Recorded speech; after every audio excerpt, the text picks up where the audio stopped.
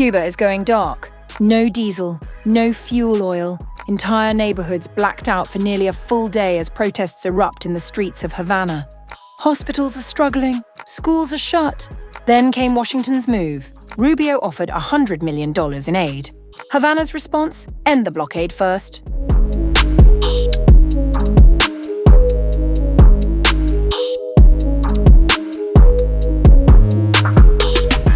Cuba has run out of fuel. Not running low, not rationing, out.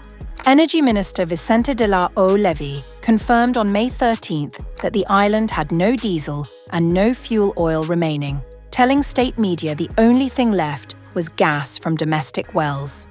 Hospitals were struggling to function. Schools and government offices had shut. Parts of Havana were enduring blackouts of up to 22 hours a day.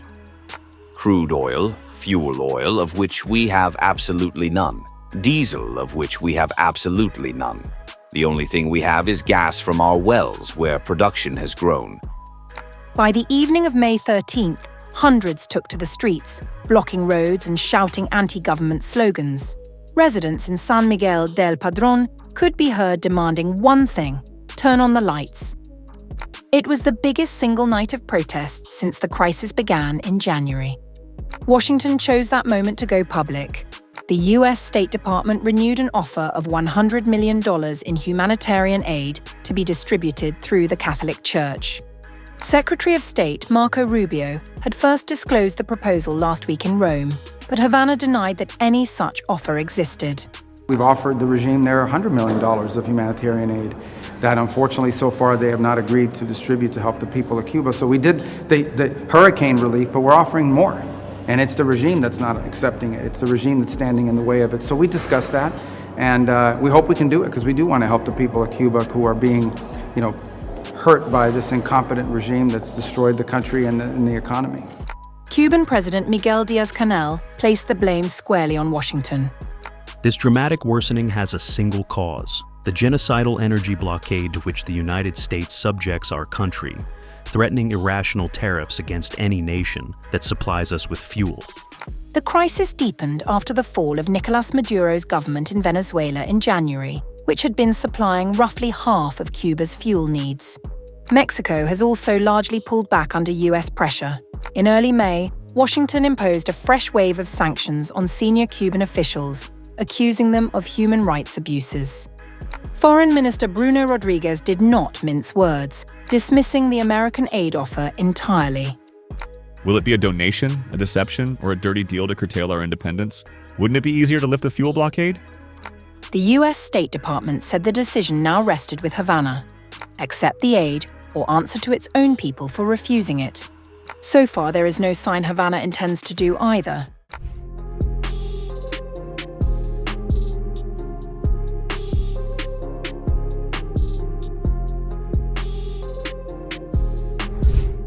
Trump toppled Nicolas Maduro in Venezuela, then he took the fight to Iran. Now, 90 miles off the Florida coast, Cuba is watching and waiting. NBC News White House correspondent Catherine Doyle reported on May 11th that Trump has grown increasingly frustrated that the Cuban government has not collapsed under US pressure and is now weighing military action to finish the job. President Donald Trump has grown increasingly frustrated with the Cuban government's ability to maintain power despite months of sustained US pressure, and has been pressing his advisors about why his administration's efforts to tip the regime into collapse have not yet succeeded. The pressure campaign has been building for months.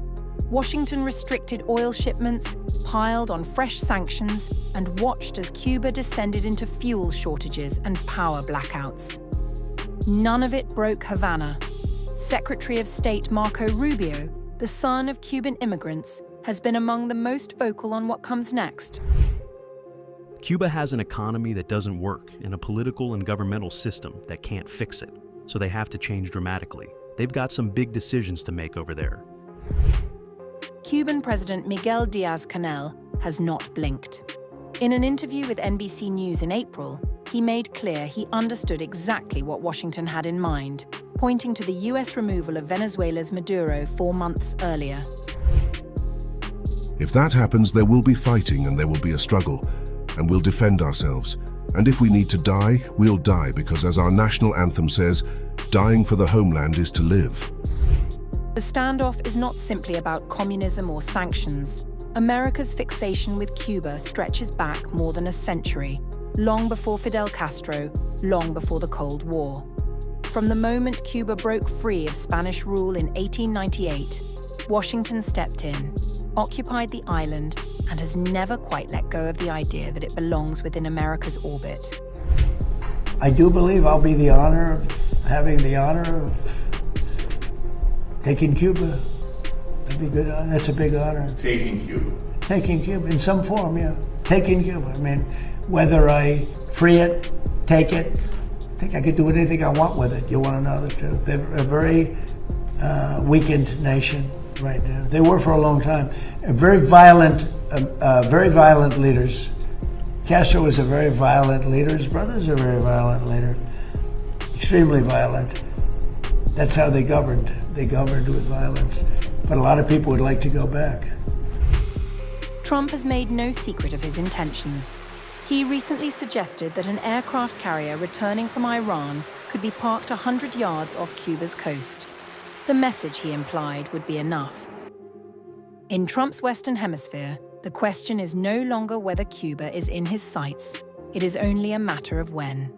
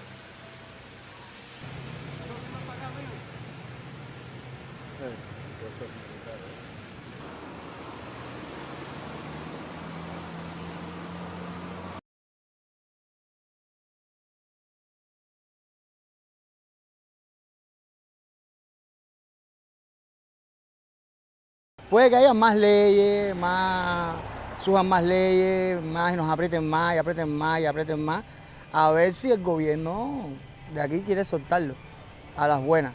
Pero es que una guerra no puede haber, ¿cómo? Nosotros no tenemos frontera con nadie para un escape, para el que no quiera luchar, para el que quiera irse. Todo el mundo no quiere pelear.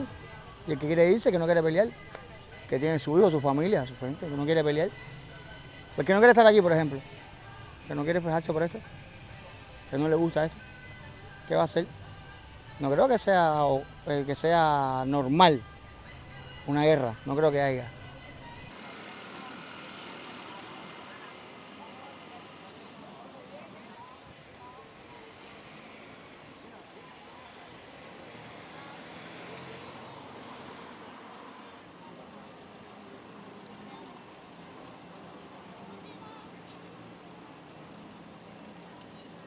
Yo lo que temo es que no haya una solución real como sociedad, ¿no?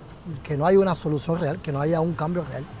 Eso es lo que realmente uno teme, que seamos en la misma agonía, de no poder llevar un plato de comida a la mesa, de no poder dar una buena educación. Ahora mismo los niños no están yendo a la escuela y los que están yendo a la escuela no aprenden literalmente y se puede decir que eso afecta, que eso es parte de la política de los Estados Unidos hacia Cuba, pues se puede decir cualquier realidad, pero la realidad que realmente impera es que se afecta también los niños que son el futuro.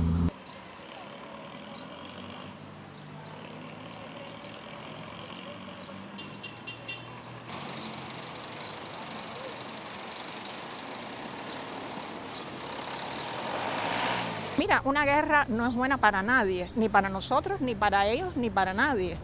Pero, como dijo nuestro titán de bronce, el que intente apoderarse de Cuba solo recogerá el polvo de su suelo anegado en sangre, si no perece en la contienda. O sea que una guerra no la queremos, queremos la paz, porque Cuba quiere la paz, Cuba no quiere la guerra. Pero si nos imponen una guerra, por supuesto que nos vamos a defender, aunque sea a costo de nuestra propia sangre.